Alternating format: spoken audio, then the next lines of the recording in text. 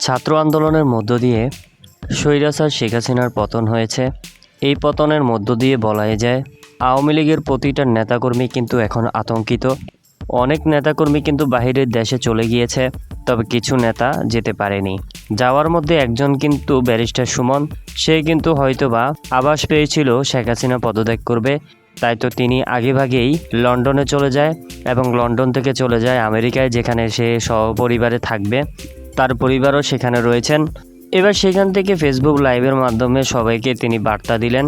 তিনি বলেন, আমি কিন্তু আওয়ামী লীগের এমপি না, কেননা আমি স্বতন্ত্র প্রার্থী ছিলাম, আমাকে সবাই ভালোবেসে ভোট দিয়েছে।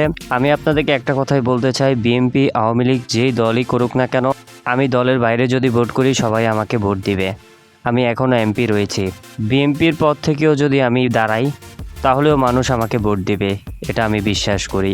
এমন কথাই বলেছেন ব্যারিস্টার সুমন।